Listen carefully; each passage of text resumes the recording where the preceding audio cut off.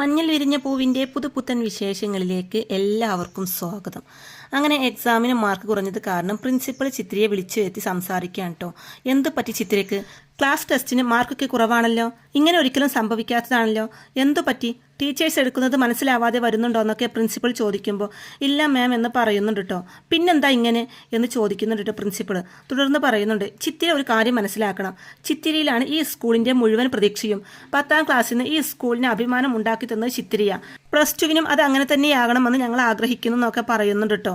ഇതുവരെ എല്ലാത്തിനും full mark വാങ്ങിയ ചിത്ര ഇപ്പോൾ മാത്രം എന്താ പിന്നോട്ട് പോകാൻ കാരണം? വീട്ടിലെന്തെങ്കിലും പ്രശ്നമുണ്ടോ എന്ന് ചോദിക്കുമ്പോൾ ഇല്ല എന്ന് ചിത്ര മറുപടി പറയുന്നതും മറ്റെന്തെങ്കിലും പ്രശ്നമുണ്ടോ, എനിത്തിങ് പേഴ്സണൽ എന്നൊക്കെ ചോദിക്കുമ്പോൾ ഇല്ല എന്ന് കള്ളം പറയാണ്ട് ചിത്തിര. തുടർന്ന് ടീച്ചർ, എനിവേ ഇനി ഇങ്ങനെ ആവർത്തിക്കാൻ പാടില്ല. ആദ്യം ആയതുകൊണ്ട് പേരൻസിനെ വിളിച്ചു കൊണ്ടുവരാൻ ഞാൻ പറയുന്നില്ല, പക്ഷേ അവരുടെ ഒപ്പ് വാങ്ങിയിട്ട് വേണം വരാൻ. കൊച്ചുമോളുടെ മാർക്ക് അച്ചമ്മയും കൂടെ ഒന്ന് അറിയട്ടെ. തക്കതായ കാരണമില്ലാതെ ഇങ്ങനെ സംഭവിക്കില്ലെന്നറിയാം. റീസൺ എന്താണെന്ന് ചിത്തിരക്കും അറിയാം. എന്നോടത് പറയുന്നില്ലെന്നേയുള്ളൂ. Anyway don't repeat this. ചിത്തിരയ്ക്ക് നല്ല കഴിവുണ്ട്, അതുപയോഗിക്കണം. ഇത്തവണ പോയ മാർക്ക് അടുത്ത പരീക്ഷയ്ക്ക് വാങ്ങണം എന്നൊക്കെ പറയുമ്പോൾ ചിത്തിര സമ്മതിക്കുന്നുണ്ട് കേട്ടോ. തുടർന്ന് എക്സാം പേപ്പർ ചിത്തിരയെ ഏൽപ്പിച്ച് പോവാൻ പറയുമ്പോൾ ചിത്തിര പോവാൻ തുടങ്ങുന്നതും ചിത്തിരയെ വിളിച്ചിട്ട് പ്രിൻസിപ്പൾ പറയുന്നുണ്ട്, എന്നെ ഒരു പ്രിൻസിപ്പളായിട്ട് കാണണ്ട, ബന്ധുവായിട്ടോ ഫ്രണ്ടായിട്ടോ കാണാം. കുട്ടിയുടെ മനസ്സിന് എന്തെങ്കിലും ഒരു പ്രശ്നം അലട്ടുന്നുണ്ടെങ്കിൽ അത് എന്നോട് തുറന്ന് പറയാം. ഉണ്ടോ, എന്തെങ്കിലും സീരിയസ് പ്രശ്നമുണ്ടോ എന്നൊക്കെ ചോദിക്കുമ്പോൾ ഒന്നുമില്ല എന്ന് തന്നെ പറയുന്നുണ്ട് ചിത്തിര. അതിനുശേഷം കാണിക്കുന്നത് ചിത്തിരയും നിരഞ്ജനും കൂടി സ്കൂൾ വിട്ട് വീട്ടിലെത്തുകയാണ് കേട്ടോ. അപ്പോൾ ചിത്തിരയുടെ മുഖത്തെ വിഷമം കാണുമ്പോൾ എന്ത് പറ്റിയെന്ന് ചോദിക്കുന്നുണ്ട് മല്ലികാമ. അപ്പോൾ ചിത്തിര പറയുന്നുണ്ട്, അതെ ഒരു അബദ്ധം പറ്റിയെന്ന് പറയുന്നതും എന്താണാവോ എന്ന് മല്ലികാമ ചോദിക്കുമ്പോൾ അതായത് ഓവർ കോൺഫിഡൻസ് വന്നു. അപ്പോൾ ഒരു പരീക്ഷണം നടത്തി. പഠിക്കാതെ പോയി പരീക്ഷ എഴുതിയാൽ എത്ര മാർക്ക് കിട്ടും എന്നായിരുന്നു പരീക്ഷണം. അപ്പോൾ എന്നിട്ട് മല്ലികാമ ചോദിക്കുന്നതും കിട്ടി, കുറച്ച് കുറവാ, പക്ഷേ ഇതിൽ നിന്നൊരു പാഠം ഞാൻ പഠിച്ചു, പഠിക്കാതെ പോയി പരീക്ഷ എഴുതരുത് എന്നൊക്കെ ചിത്തിര പറഞ്ഞു ഒപ്പിക്കുന്നതും മാർക്ക് ലിസ്റ്റ് എവിടെയാണെന്ന് ചോദിക്കുന്നുണ്ട് മല്ലികാമ. അപ്പോൾ ചിത്തിര മാർക്ക് ലിസ്റ്റ് മല്ലികാമയ്ക്ക് എടുത്തു കൊടുക്കുന്നുമുണ്ട്. മല്ലികാമ പേപ്പർ നോക്കുന്നതും ശരിക്കൊന്ന് വല്ലാതാവുന്നുണ്ട് കേട്ടോ. ഇത് നല്ല കുറവുണ്ടല്ലോ മാർക്ക് എന്ന് മല്ലികാമ പറയുന്നതും അത് പഠിക്കാതെ പോയി പരീക്ഷ എഴുതിയിട്ടാണെന്നൊക്കെ ചിത്തിര പറയുമ്പോൾ ചിത്തു തമാശ കളയെ, ഇത് ഞങ്ങളുടെ ആരുടെ ഭാവിയുടെ കാര്യമല്ല, നിന്റെ ഭാവിയുടെ കാര്യമാണെന്ന് പറഞ്ഞുകൊണ്ട് ചിത്തിരയോട് വല്ലാതെ തന്നെ ദേഷ്യപ്പെടുന്നുണ്ട് മല്ലികാമ. തുടർന്ന് നിരഞ്ജനിയും ചിത്തിരയെ സപ്പോർട്ട് ചെയ്തുകൊണ്ട് സംസാരിക്കുമ്പോൾ നിരഞ്ജനിയുടെ നേരെ പൊട്ടിത്തെറിക്കുന്നുണ്ട് മല്ലികാമ. ഇനി ഇത് ആവർത്തിക്കില്ല എന്ന് ചിത്തിര പറയുമ്പോൾ ശ്രീജയും പറയുന്നുണ്ട്, ഇത്തവണ ക്ഷമിക്ക്, അടുത്ത തവണ മാർക്ക് വാങ്ങുന്ന ചിത്തിര ഉറപ്പ് തന്നില്ലേ എന്നൊക്കെ ശ്രീജ പറയുമ്പോൾ അത് ഇവള് പറയട്ടെ, അടുത്ത തവണ പതിവ് പോലെ എല്ലാ വിഷയത്തിലും ഫുൾ മാർക്ക് മേടിക്കുമെന്ന് മല്ലികാമ ചോദിക്കുമ്പോൾ ചിത്തിരയാണെങ്കിൽ ഒന്നും മിണ്ടാതിരിക്കുന്നത് കണ്ടിട്ട് മല്ലികാമ പറയുന്നുണ്ട്, കണ്ടില്ലേ ശ്രീജ ഇവള് മിണ്ടാതിരിക്കുന്നത്, എന്താ ഇതിൻ്റെ അർത്ഥം? ഇങ്ങനെയാവാൻ വേണ്ടിയാണോ ഞാൻ ഇവളെ പഠിപ്പിക്കുന്നത്? ഇവൾ എന്നെ മനഃപൂർവ്വം ശിക്ഷിക്കുകയാണ്. എന്ത് വേണമെങ്കിലും ആയിക്കോ, നീ തോറ്റാൽ അത് ഞാൻ മാത്രം സഹിച്ചാൽ മതിയല്ലോ. കൊച്ചുമോളെ IAS-കാരിയാക്കണമെന്ന് വിചാരിച്ചു, പക്ഷെ അതിന് കഴിഞ്ഞില്ല, സാരമില്ല, ഞാൻ സഹിച്ചോളാം എന്ന് പറഞ്ഞുകൊണ്ട് മാർക്ക് ലിസ്റ്റ് ഒപ്പിട്ട് കൊടുത്ത് ഒരൊറ്റ എണ്ണം എന്നോട് മിണ്ടാൻ വന്നു പോവരുതെന്ന് പറഞ്ഞുകൊണ്ട് വളരെയധികം വിഷമത്തോടെ അവിടെ ഒന്നും എണീറ്റ് പോവാണ് കേട്ടോ മല്ലികാമ. അങ്ങനെ മല്ലികാമ പോയതിനു ശേഷം അച്ഛമ്മയെ നീ ഒരിക്കലും വിഷമിപ്പിക്കാൻ പാടില്ലായിരുന്നു എന്ന് നിരഞ്ജനിയും ചിത്തിരയോടായിട്ട് പറയുന്നുണ്ട് കേട്ടോ. അതിനുശേഷം കാണിക്കുന്നത് ചിത്തിര മല്ലികാമയുടെ അടുത്തേക്ക് വരികയാണ്. അപ്പോൾ മല്ലികാമ അങ്ങനെ കരയുന്നത് കാണുമ്പോൾ സോറി അച്ഛമ്മേ, ഇനി ഒരിക്കലും അച്ഛമ്മയെ ഞാൻ വിഷമിപ്പിക്കില്ല, എന്നും ഞാൻ ഫുൾ മാർക്കല്ലേ വാങ്ങാറ്, ഈ ഒരൊറ്റ തവണയല്ലേ ഇങ്ങനെ സംഭവിച്ചിട്ടുള്ളൂ, ഒരബദ്ധം പറ്റിയത് അച്ഛമ്മേ, ഇനി ഞാൻ നല്ലോണം പഠിച്ചോളാം എന്നൊക്കെ ചിത്തിര ഇങ്ങനെ പറയുമ്പോൾ നിനക്ക് എന്താ ചിത്തു ഈ പറ്റുന്നത്, എത്ര പെട്ടെന്നാണ് നീ ഇങ്ങനെ ആവുന്നത് എന്നൊക്കെ ചോദിക്കുമ്പോൾ സോറി അച്ഛമ്മേ, ഞാൻ പറഞ്ഞല്ലോ, ഇനി ഞാൻ ആവർത്തിക്കില്ല എന്ന് പറയുന്നുണ്ട് ചിത്തിര. അപ്പോൾ മല്ലികാമ പറയുന്നുണ്ട്, നീ IAS എടുക്കുന്നത് കാണാൻ കാത്തിരിക്കാൻ അതിന് അധികം പേരൊന്നുമില്ല ചിത്തു, ഈ ഞാൻ മാത്രമേ ഉള്ളൂ. പക്ഷേ നീ തകരുന്നത് കാണാൻ ഒന്നല്ല ഒരുപാട് പേരുണ്ട്. അവരുടെ മനസ്സിൽ തോൽക്കാൻ പാടില്ല ചിത്തു, നീ തോറ്റ ഞാൻ തോറ്റൂന്നാ, പിന്നെ ഇത്രയും കാലം ജീവിച്ചിരുന്നതിന് ഒരർത്ഥവും ഇല്ലാണ്ടാവുന്നൊക്കെ മല്ലികാമ കണ്ണീരോടെ പറയുന്നതും ഇല്ല അച്ഛമ്മേ, ഇത് ക്ലാസ് ടെസ്റ്റ് അല്ലേ, ശരിക്കുമുള്ള എക്സാം വരുമ്പോൾ ഞാൻ നന്നായിട്ട് എഴുതിക്കോളാം, പഴയതുപോലെ എല്ലാത്തിനും ഫുൾ മാർക്ക് വാങ്ങിച്ചോളാം എന്നൊക്കെ ചിത്തിര ഇങ്ങനെ പറയുമ്പോൾ പോ ചിത്തു, നിന്റെ മനസ്സിപ്പോൾ ഈ ലോകത്തൊന്നുമല്ല, അതാ നിന്റെ പ്രശ്നം, ഞങ്ങൾ ആര് വിചാരിച്ചാലും പരിഹരിക്കാൻ പറ്റുന്ന കാര്യമല്ല, അതിന് നീ തന്നെ വിചാരിക്കണം എന്ന് മല്ലികാമ പറയുമ്പോൾ ഞാൻ വിചാരിക്കുന്നുണ്ടല്ലോ അച്ഛമ്മേ, പക്ഷെ എന്താണെന്നറിയില്ല, ഒന്നും അങ്ങോട്ട് ശരിയാവുന്നില്ല എന്നൊക്കെ പറയുമ്പോൾ ശരിയാക്കണം നീ, അതിന് എന്തൊക്കെ ചെയ്യണം അതെല്ലാം നീ ചെയ്യണമെന്ന് പറയുന്നുണ്ട് മല്ലികാമ. അപ്പോൾ ചെയ്യാം അച്ഛമ്മയെന്ന് പറയുന്നുണ്ട് ചിത്തിരിയും. മക്കളെ ഒരിക്കൽ പിടിവിട്ടു പോയാൽ വലിയ പാടാ മനസ്സിനെ തിരിച്ചു കൊണ്ടുവരാൻ. മനസ്സിന്റെ നിയന്ത്രണം നമ്മുടെ കയ്യിൽ നിന്ന് പോയാൽ എത്ര ബുദ്ധി ഉണ്ടായിട്ടും ഒരു പ്രയോജനവുമില്ല, പഠിക്കാൻ പറ്റത്തില്ല. ജീവിതത്തിന്റെ പോലൊരു പ്രധാനപ്പെട്ട കവലയില മോളെ നീ നിൽക്കുന്നത്. ഇവിടെയാ ഭാവിയിൽ നീ എന്താകണമെന്ന് തീരുമാനിക്കുന്നത്, അതിന് അതിൻ്റെതായ ഗൗരവം നീ കാണിക്കണം എന്നൊക്കെ പറഞ്ഞു കൊടുക്കുന്നുണ്ട് കേട്ടോ. മക്കളെ നീ നല്ല കുഞ്ഞാ, നല്ല ബുദ്ധിയുള്ള കുഞ്ഞാ, അച്ഛമ്മ ഉപദേശിക്കാതെ തന്നെ നിനക്ക് എല്ലാം മനസ്സിലാവും, എന്നെ നിരാശപ്പെടുത്തരുത്, എനിക്ക് നീ മാത്രമേ ഉള്ളൂ എന്നുള്ളത് നീ ഓർക്കണം എന്നൊക്കെ മല്ലികാമ കരഞ്ഞുകൊണ്ട് പറയുമ്പോൾ ഇല്ല അച്ഛമ്മേ, ഇനി ഒരിക്കലും അച്ഛമ്മയ്ക്ക് ഇങ്ങനെ സംസാരിക്കേണ്ടി വരില്ല. ഞാൻ പഠിച്ചോളാം. ചിത്തു പഴയ ചിത്തു ആവാമെന്നല്ല ആയി. ഇന്നു മുതൽ ആ പഴയ ചിത്തുവിനെ അച്ഛമ്മ കാണുന്നു പറഞ്ഞിട്ട് ചിത്തിര അവിടുന്ന് എണീറ്റ് പോവാൻ കേട്ടോ. അതിനുശേഷം കാണിക്കുന്നത് പഠിച്ചുകൊണ്ടിരിക്കുന്ന ചിത്രിയെ കണ്ട് സന്തോഷം തോന്നുന്നുണ്ട് കേട്ടോ നിരഞ്ജനയ്ക്ക്. തുടർന്ന് പറയുന്നുണ്ട്, ഇപ്പോഴാ ഒരു സമാധാനമായത്. കുറേ കാലത്തിന് ശേഷം കാര്യമായിട്ട് പഠിക്കുന്നത് കണ്ടു എന്ന് പറയുമ്പോൾ ചിത്തിര ചിരിക്കുകയാണ് കേട്ടോ. അപ്പം അതെന്താ നീ ചിരിച്ചതെന്ന് ചോദിക്കുമ്പോൾ, പുസ്തകം ഉറക്കെ വായിച്ചാൽ പഠിത്തമാവുമെന്ന് ആരാ നിന്നോട് പറഞ്ഞതെന്ന് ചോദിക്കുന്നുണ്ട് ചിത്തിര നിരഞ്ജനയോടായിട്ട്. അപ്പോൾ നീ പഠിക്കല്ലേ നിരഞ്ജൻ ചോദിക്കുമ്പോൾ, പഠിക്കുന്നുണ്ട്, പക്ഷേ ഒന്നും തലയിൽ കയറുന്നില്ല എന്ന് പറയുന്നുണ്ട് ചിത്തിര. തുടർന്ന് പറയുന്നുണ്ട്, എനിക്ക് എന്തോ പറ്റിയിട്ടുണ്ട് നീരു, എനിക്കതിൽ നിന്ന് രക്ഷപ്പെടണമെന്ന് പറഞ്ഞ് കരയാണ്ടോ ചിത്തിര. അപ്പോൾ നിരഞ്ജന, അയ്യോ കരയാണോ? കരയാൻ പാടുണ്ടോ? ഇത്രയേ ഉള്ളൂ നീ എന്നൊക്കെ ചോദിക്കുമ്പോൾ, എനിക്കറിയില്ല എൻ്റെ മനസ്സിൽ എന്താണ്, ഒരു സ്വസ്ഥതയുമില്ല, ഞാൻ എന്ത് ചെയ്യും നീരു എന്നൊക്കെ ചിത്തിര ചോദിക്കുമ്പോൾ, വഴിയുണ്ടാക്കാം, നീ വിഷമിക്കാതിരിക്കുമെന്ന് പറയുന്നുണ്ട് നിരഞ്ജന. അപ്പോൾ ചിത്തിര പറയുന്നുണ്ട്, ഹരിയ എല്ലാത്തിനും കാരണം, അവൻ അങ്ങനെയൊക്കെ പറഞ്ഞത് കൊണ്ടല്ലേ എനിക്ക് സങ്കടമൊക്കെ വന്നത്.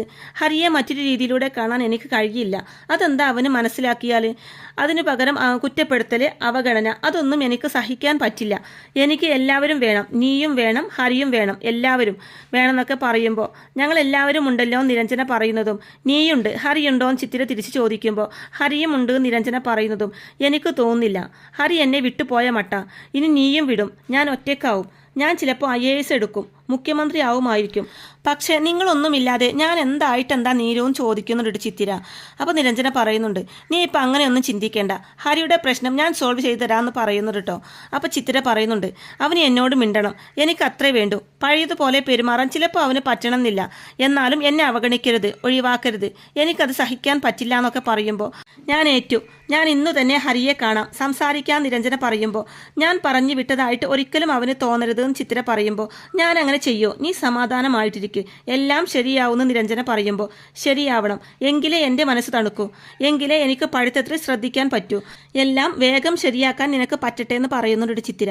അതിനുശേഷം കാണിക്കുന്നത് നിരഞ്ജന ഹരിയെ കണ്ട് സംസാരിക്കുകയാണ് കേട്ടോ.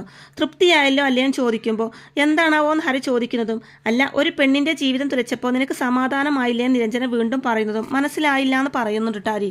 അപ്പോൾ നിരഞ്ജന പറയുന്നുണ്ട്, നിനക്കൊന്നും മനസ്സിലാവില്ല, നശിപ്പിക്കാനല്ലേ അറിയോ, സ്വന്തം കാര്യം നടക്കണം, സ്വാർത്ഥൻ, എന്നിട്ട് എന്ത് നേടി നീയൊക്കെ എന്നൊക്കെ നിരഞ്ജന ചോദിക്കുമ്പോൾ, ഉള്ളതുപോലെ പറഞ്ഞാൽ പിടി കിട്ടുന്ന ഹരി പറയുന്നതും നിരഞ്ജന പറയുന്നുണ്ട്, ചിത്തുവിൻ്റെ അവസ്ഥ എന്താണെന്ന് അറിയോ നിനക്ക്, അവൾക്കൊരക്ഷരം പഠിക്കാൻ പറ്റുന്നില്ല എന്ന് പറയുമ്പോൾ, ഞാനാണോ കാരണം എന്ന് ഹരി തിരിച്ചു ചോദിക്കുമ്പോൾ, നീയാണ് കാരണം, നീ തന്നെയാണ് കാരണം, നീ മാത്രമാണ് കാരണം എന്ന് പറയുന്നുണ്ട് നിരഞ്ജന. തുടർന്ന് പറയുന്നുണ്ട്, എടാ നിന്നോട് ഞാൻ കാല് പിടിച്ച് കെഞ്ചിയതല്ലേ +2 പരീക്ഷ കഴിയുന്നത് വരെ കാക്കണമെന്ന്, കേൾക്കാതിരുന്നത് ആരാ? പുറമേക്ക് നല്ല ധൈര്യം കാണിക്കുമെങ്കിലും ഉള്ളിൻ്റെ ഉള്ളിൽ ഒരു പാവ ചിത്തു എന്നൊക്കെ പറയുന്നുണ്ട് നിരഞ്ജന. അതിന് ഞാൻ എന്ത് ചെയ്തു? ഇഷ്ടമാണെന്ന് പറഞ്ഞു, തിരിച്ച് അതിനവൾ മറുപടിയും പറഞ്ഞു, അത് അവിടെ തീർന്നില്ലേ? പിന്നെ സംസാരം, അതെനിക്ക് പറ്റണ്ടേ? ഞാൻ എൻ്റേതാണെന്ന് കരുതുന്ന ഒരു പെണ്ണ് എൻ്റേതല്ലാന്ന് അറിയുമ്പോൾ ആർക്കാണെങ്കിലും ഒരു വിഷമം തോന്നില്ലേ? ചിത്തു നശിക്കണമെന്ന് എനിക്കില്ല, ഞാൻ എങ്ങനെ വിചാരിക്കില്ല എന്നൊക്കെ പറയുന്നുണ്ട് ഹരി. അപ്പോൾ നിരഞ്ജന പറയുന്നുണ്ട്, നീ എന്ത് പറഞ്ഞാലും ഇപ്പോഴത്തെ അവളുടെ അവസ്ഥ കാരണം നീയാ, പരീക്ഷയ്ക്ക് നീ കുറച്ച് നാളേ ഉള്ളൂ, ഇങ്ങനെയാണ് അവസ്ഥയെങ്കിൽ അവൾക്ക് നല്ലോണം പരീക്ഷ എഴുതാൻ പറ്റുമെന്ന് എനിക്ക് തോന്നുന്നില്ല, മാർക്ക് കുറഞ്ഞാൽ അത് അവളുടെ കരിയറിനെ തന്നെ ബാധിക്കും, പിന്നെ അവൾക്ക് നല്ലതുപോലെ പഠിക്കാൻ കഴിഞ്ഞോന്ന് വരില്ല, എത്ര പേരുടെ ഭാവിയെ ബാധിക്കുന്ന കാര്യം ഇത്, എത്ര പേരുടെ സ്വപ്നങ്ങൾ തകരും, ശാപം കിട്ടും ഹരി, നീ ഒറ്റയൊരുത്തിന് കാരണം ഇങ്ങനെയൊക്കെ സംഭവിച്ചതെന്ന് എല്ലാവരും കുറ്റപ്പെടുത്തുന്നൊക്കെ പറയുന്നുണ്ട് നിരഞ്ജന ഹരിയോടായിട്ട്. ഞാൻ എന്ത് ചെയ്യണമെന്നാണ് നീ പറയുന്നതെന്ന് ഹരി ചോദിക്കുമ്പോൾ, നീ ചിത്രിയെ മനസ്സിലാക്കണം, അവൾ ആഗ്രഹിക്കുന്ന ഒരു ഹരിയാകാൻ നിനക്ക് കഴിയണം, അല്ലെങ്കിൽ ആ വിഷമം എല്ലാ കാലത്തും ഒരു ഒഴിയാബാധ പോലെ നിന്നെ പിന്തുടരും, നീ ആയിട്ട് ഉണ്ടാക്കിയ ഒരു പ്രശ്നം നീ ആയിട്ട് തന്നെ തീർക്കണം, അതിന് എന്ത് ചെയ്യണോ അതൊക്കെ നീ ചെയ്യണം, ഇതെൻ്റെ അപേക്ഷയാ, സ്വീകരിക്കാൻ കഴിയുമെങ്കിൽ സ്വീകരിക്കുന്നൊക്കെ ഹരിയോടായിട്ട് പറഞ്ഞതിന് ശേഷം നിരഞ്ജന അവിടെ നിന്നും പോവാണ് കേട്ടോ. അതിനുശേഷം ഹരി വന്നിട്ടുണ്ടെന്ന് ശ്രീജ മല്ലികാമയെ അറിയിക്കുമ്പോൾ, എന്തിനേയും ചോദിക്കുമ്പോൾ, ചേച്ചിയെ കാണണമെന്ന് പറഞ്ഞു എന്ന് പറയുന്നുണ്ട് ശ്രീജ. അപ്പോൾ മല്ലികാമ ഹരിയുടെ അടുത്ത് ചെന്ന് എന്താ ഹരി എന്ന് ചോദിക്കുമ്പോൾ ഹരി പറയുന്നുണ്ട്, മല്ലികാമെ, ചിത്തിരിയെ രക്ഷിക്കാൻ എന്ത് ചെയ്യാൻ ഞാൻ തയ്യാറാണ്, ഞാൻ കാരണം ഒരിക്കലും അവൾ നശിക്കരുത് എന്നൊക്കെ ഹരി പറയുമ്പോൾ, നീ കുറച്ച് വൈകി പോയില്ലേ എന്നൊരു സംശയം, എടാ നീ ഇപ്പോഴല്ലായിരുന്നു ഇങ്ങനെയൊക്കെ ചിന്തിക്കേണ്ടത്, കുറച്ച് മുമ്പേ വേണമായിരുന്നു എന്നൊക്കെ മല്ലികാമ അങ്ങനെ പറയുമ്പോൾ, എനിക്ക് ഈ ലോകത്തോട് തന്നെ ദേഷ്യമായിരുന്നു, അതാ ഞാൻ അങ്ങനെയൊക്കെ പെരുമാറിയത്, ഇപ്പോഴാണ് ഞാൻ പ്രശ്നത്തിൻ്റെ ഗൗരവം മനസ്സിലാക്കിയത്, ഞാനുണ്ട് ചിത്തിരിയെ തിരിച്ചു കൊണ്ടുവരാൻ, ഞാൻ പറഞ്ഞാൽ അവൾ അനുസരിക്കുമെങ്കിൽ പറയാം, എന്ത് വേണമെങ്കിലും ചെയ്യാമെന്നൊക്കെ പറയുന്നുണ്ട് ഹരി. അപ്പോൾ മല്ലികാമ പറയുന്നുണ്ട്, ഞാനൊന്ന് ആലോചിക്കട്ടെ, എന്നിട്ട് എന്താ വേണ്ടതെന്നുള്ളത് നിന്നെ അറിയിക്കാമെന്ന് പറയുന്നുണ്ട് കേട്ടോ മല്ലികാമ ഹരിയോടായിട്ട്. അങ്ങനെ ഹരി അവിടുന്ന് പോവാണ് കേട്ടോ. ശേഷം മല്ലികാമ ശ്രീജയോടായിട്ട് പറയുന്നുണ്ട്, നീര് ചെന്ന് കണ്ടു കാണും ഹരിയെ, അതാ വന്നത്. നിനക്കറിയാവോ, ചിത്തുവിനെ അവഗണിക്കരുതെന്ന് പറഞ്ഞ് ഒരിക്കൽ ഇവനെ നേരിട്ട് കണ്ട് കാല് പിടിച്ച് പറഞ്ഞതാ. അന്ന് അവൻ കേട്ടില്ല. ഇത് അന്ന് കേട്ടിട്ടുണ്ടായിരുന്നെങ്കിൽ ഈ പ്രശ്നം ഇത്രയും വഷളാവത്തില്ലായിരുന്നു എന്ന് പറയുന്നുണ്ട് മല്ലികാമ. ഇനിയിപ്പോൾ എന്ത് ചെയ്യാനാ ചേച്ചി പോകുന്നതെന്ന് ശ്രീജ ചോദിക്കുമ്പോൾ, സ്വയം തീരുമാനമെടുക്കാൻ ഞാൻ എന്തായാലും തയ്യാറല്ല. ഹരി ചിത്തുവിനോട് സംസാരിച്ചാൽ ചിലപ്പോൾ പ്രശ്നം തീരുവായിരിക്കും. ചിലപ്പോൾ ഭാവിയിൽ വലിയൊരു പ്രശ്നമായി മാറുമോ എന്ന് ഞാൻ പേടിക്കുന്നുണ്ട്. അതുകൊണ്ട് ഞാൻ വളരെ സൂക്ഷിച്ചേ കൈകാര്യം ചെയ്യൂ. എനിക്ക് വലുത് ചിത്തുവിൻ്റെ ഭാവിയാ. അത് നശിപ്പിക്കുന്ന ഒന്നും ഞാൻ ചെയ്യില്ല എന്ന് പറയുന്നുണ്ട് കേട്ടോ മല്ലികാമ. ചിത്തു ശരിയാവണമെങ്കിൽ ഹരി അകന്ന് നിൽക്കുകയാണെന്ന് അവൾക്ക് തോന്നരുത്. പഴയ കൂട്ടുകാരൻ്റെ സ്ഥാനത്ത് നിന്ന് ഹരി മാറിയപ്പോഴാ ചിത്തുവിൻ്റെ മനസ്സ് തകർന്നതെന്നൊക്കെ ശ്രീജ അങ്ങനെ പറയുമ്പോൾ മല്ലികാമ പറയുന്നുണ്ട്, അതൊക്കെ എനിക്കറിയാം ശ്രീജ. ഹരിയെ വീണ്ടും ആ കൂട്ടുകാരൻ്റെ സ്ഥാനത്ത് പ്രതിഷ്ഠിക്കുകയാണോ വേണ്ടത്, അതോ മറ്റെന്തെങ്കിലും വഴി സ്വീകരിക്കുകയാണോ വേണ്ടത് എന്ന് നല്ലതുപോലെ ആലോചിച്ചതിന് ശേഷം മാത്രമേ പറയാൻ പറ്റൂ. എന്തായാലും ഞാൻ ആ സൈക്കോളജിസ്റ്റിനെ ഒന്ന് പോയി കാണട്ടെ, അവർക്ക് പറയാനുള്ളതും കൂടി എന്താണെന്ന് കേൾക്കാമെന്ന് പറയുന്നുണ്ട് മല്ലികാമ ശ്രീജയോടായിട്ട്. അതിനുശേഷം കാണിക്കുന്നത് മല്ലികാമ സൈക്കാട്രിസ്റ്റിനെ പോയി കാണുന്നു കേട്ടോ. ഹരി എന്തിനും തയ്യാറാണ്, പക്ഷേ അവളെ അവനിൽ നിന്നും രക്ഷിക്കാനുള്ള പദ്ധതിയാണ് ഇനി വേണ്ടതെന്നൊക്കെ മല്ലികാമ ഡോക്ടറോട് പറയുമ്പോൾ, ഒരു കാമുകനെ വിട്ട് കളയുന്നത് എപ്പോഴാണെന്നറിയോ? കാമുകിക്ക് കാമുകനോട് ദേഷ്യം തോന്നുമ്പോൾ, അല്ലെങ്കിൽ വെറുപ്പ് തോന്നുമ്പോൾ. അത് തോന്നണം. ചിത്തിര ഹരിയെ വെറുക്കണം എന്നൊക്കെ ഡോക്ടർ പറയുമ്പോൾ, അയ്യോ അതെങ്ങനെ സാധിക്കും ഡോക്ടർ എന്ന് മല്ലികാമ ചോദിക്കുമ്പോൾ, വഴി പറഞ്ഞു തരാൻ എനിക്കറിയില്ല. അവളിപ്പോൾ ഹരിയെ ഇഷ്ടപ്പെടുന്നത് ഒരു ഫ്രണ്ട്ഷിപ്പാണെന്ന് തെറ്റിദ്ധരിക്കുന്നു. നാളെ അത് പ്രണയമാണെന്ന് അവൾ തിരിച്ചറിയും. അതിനു മുമ്പ് അവൾ ഹരിയെ വെറുക്കണം. സൗഹൃദമാണെന്ന് വിചാരിച്ച പ്രണയമാണ് തിരിച്ചറിയുന്നതിന് മുമ്പ് അത് നടന്നിരിക്കണം എന്നൊക്കെ പറഞ്ഞു കൊടുക്കുന്നുണ്ട് ഡോക്ടറെ. അപ്പം മല്ലികാമ പറയുന്നുണ്ട്, മനസ്സിലായി. പക്ഷേ ഹരിയെ ചിത്തു എങ്ങനെ വെറുക്കും? അങ്ങനെ വെറുക്കാൻ മാത്രം ഒരു കുഴപ്പക്കാരനല്ല ഹരി എന്നൊക്കെ മല്ലികാമ പറയുമ്പോൾ ഡോക്ടർ പറയുന്നുണ്ട്, ഹരി നല്ല പയ്യനാണെങ്കിൽ എന്തുകൊണ്ട് നിങ്ങൾ ആ ബന്ധത്തെ എതിർക്കുന്നത്? കുട്ടിക്കാലം മുതലേ അവർ നല്ല കൂട്ടുകാരല്ലേ? പിന്നെ ആ ബന്ധം ജീവിതകാലം മുഴുവൻ നിലനിൽക്കുന്നതിൽ എന്താ കുഴപ്പമെന്നൊക്കെ ഡോക്ടർ ചോദിക്കുമ്പോൾ, ഡോക്ടർ, ചിത്തു ഒരു IAS-കാരിയാവേണ്ട കുട്ടിയാ, വെറും ഒരു ഓട്ടോക്കാരനാണ് ഹരി. ഞാൻ എങ്ങനെയാ ആ ബന്ധത്തെ അനുകൂലിക്കേണ്ടതെന്ന് മല്ലികാമ ചോദിക്കുമ്പോൾ, അതും ശരിയാ. തന്നെയുമല്ല, ഇപ്പോൾ തോന്നുന്ന ഈ ഇഷ്ടം ജീവിതകാലം മുഴുവൻ ഇങ്ങനെ തന്നെ ഉണ്ടാകണമെന്ന് ഉറപ്പില്ലല്ലോ. അപ്പോൾ നമ്മൾ ആദ്യം തീരുമാനിച്ച് തന്നെ ചെയ്യാം, പിരിക്കാം. അതിന് വെറുപ്പിച്ചാൽ മതി. വെറുപ്പിക്കാനുള്ള വഴി നിങ്ങൾ തന്നെ കണ്ടുപിടിച്ചാൽ മതി എന്നൊക്കെ ഡോക്ടർ പറയുമ്പോൾ, ഹരി എന്തിനും സഹകരിക്കും. പക്ഷേ ഞാനിതെങ്ങനെ അവനോട് പറയുന്നു മല്ലികാമ പറയുമ്പോൾ, പറയണം. അവനോട് പറഞ്ഞ് അവൻ്റെ അനുമതി വാങ്ങിയിട്ടേ എന്തും ചെയ്യാവൂ എന്ന് പറയുന്നുണ്ട് ഡോക്ടർ. അപ്പോൾ ഇങ്ങനെയൊക്കെയുള്ള നല്ല അടിപൊളി ത്രില്ലിംഗ് എപ്പിസോഡുകളൊക്കെ ആയിരിക്കും കേട്ടോ ഇനി വരാനിരിക്കുന്നത്. അപ്പോൾ ഈ റിവ്യൂ ഇഷ്ടമായിട്ടുണ്ടെങ്കിൽ വീഡിയോ ലൈക്ക് ചെയ്യാനും ചാനൽ കൂടി ഒന്ന് സബ്സ്ക്രൈബ് ചെയ്ത് സപ്പോർട്ട് ചെയ്യാനും മറക്കല്ലേ ഫ്രണ്ട്സ്. താങ്ക്